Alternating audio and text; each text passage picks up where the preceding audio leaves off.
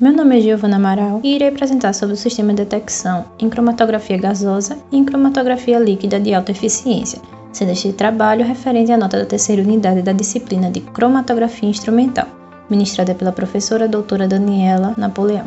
Antes de entrar no sistema de detecção de fato, é importante falar de certos conceitos, entre eles o que é a cromatografia.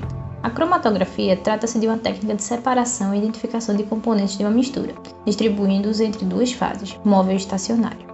Dentre os tipos de cromatografia, de acordo com a natureza da fase móvel, pode-se citar a cromatografia gasosa, que apresenta uma fase móvel gasosa chamada de gás de arrasto, e a líquida, que pode ser a líquida de alta eficiência, onde sua fase móvel é líquida e apresenta a capacidade de realizar separações e análises quantitativas de uma grande quantidade de compostos em poucos minutos. Já os detectores tratam-se de dispositivos localizados na saída da coluna, que detectam o componente e emitem um sinal elétrico, que será registrado, gerando um pico para cada substância em relação ao tempo de retenção na coluna. Com relação aos tipos de detectores, eles podem ser classificados como 3, específico, seletivo ou universal. O específico, ele gera um sinal para composto com determinado elemento, no caso para a identificação de isômeros, por exemplo. No caso do seletivo, ele gera um sinal para uma classe de compostos que podem ser, por exemplo, analisados por meio de um UV visível. No caso do universal, ele gera um sinal para qualquer tipo de composto. Em contrapartida, ele pode não distinguir tão bem um componente de outro. Na cromatografia a gás, ocorre a introdução da amostra na ponta da coluna cromatográfica por meio de um sistema de injeção. Uma vez inserida, a amostra é vaporizada. Concomitantemente, o gás de arraste carrega a amostra pela coluna, sendo a fase estacionária presente responsável pela separação dos componentes. Após a separação, um detector é responsável pela identificação dos sinais produzidos pelo sistema, sendo ao final utilizado um software para transformar esses sinais em picos cromatográficos. Dentre os exemplos de detectores utilizados em cromatografia gasosa, tem-se o espectrômetro de massas, constituído de fontes de íons, analisador e detector, sendo esta técnica popularmente conhecida como GCMS. Nela, a substância, ao ingressar no espectrômetro de massas, interage com os elétrons acelerados emanados, gerando íons no analito na fonte de íons.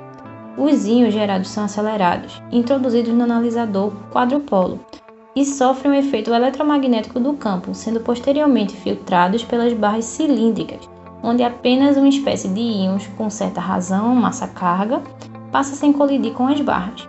Ao final, estes íons são detectados e contados pelo multiplicador de elétrons, sendo então gerado o espectro de massas, onde o número de íons de cada espectro é utilizado para a obtenção do cromatograma, com auxílio de um software. Assim, o analista químico fica dotado de duas informações: o cromatograma, que apresenta a intensidade total dos íons detectados em função do tempo de retenção, e diferentes espectros de massa, que apresentam as análises dos compostos químicos presentes na eluição a cada segundo, podendo o resultado ser comparado com o banco de dados para a detecção do analito desejado. Já no caso da cromatografia líquida de alta eficiência, uma bomba de alta pressão é responsável por fazer a fase móvel ser enviada à coluna cromatográfica, mantendo um fluxo constante. No caminho para a coluna, a fase móvel irá se deparar com a amostra injetada, sendo responsável por carreá-la até a coluna, onde ocorre a separação. Após a separação, os analistas seguem para o detector, que irá os analisar em termos de concentração e tempo de retenção, sendo os dados obtidos processados em um computador. Dentre os detectores utilizados na CLAI, pode-se citar o detector de UV-Vis, que se baseia na absorção de luz ultravioleta na região visível. Neste caso, em geral é utilizado uma lâmpada de deutério como fonte de luz para ultravioleta, e no caso de identificação de componente na região visível, utiliza-se uma lâmpada de tungstênio. A radiação gerada pela lâmpada passa por uma fenda de lentes, até atingir o prisma, chamado de rede de difração. Nela, a radiação incidente é dispersa de acordo com o comprimento de onda. Quando a medida é feita para um comprimento de onda específico, o ângulo do prisma é ajustado de maneira que apenas a radiação daquele comprimento de onda saia da rede e seja refratada de modo a seguir para uma célula de fluxo, onde passa a fase móvel e os analitos após a separação. Esta radiação atravessa o analito e a radiação transmitida é detectada e medida, e o sinal é processado para análise, onde o número de picos indica quantos compostos estão presentes, relacionando o tempo de retenção com a absorvância. Para finalizar, vale citar as características de um detector ideal.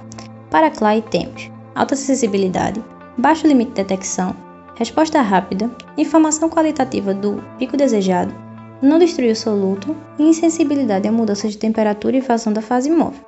Já para a cromatografia gasosa, o detector ideal deve detectar pequenas quantidades, ser de fácil operação, obter um tempo de resposta curto, operar em temperaturas ambiente de até 400 graus Celsius, ter estabilidade e reprodutibilidade. Contudo, é válido ressaltar que nenhum detector existente possui todas as características descritas, sendo necessário avaliar os prós e contras de cada detector a depender da análise a ser realizada. Por fim, estas foram as referências utilizadas para o trabalho em questão. Obrigada pela atenção.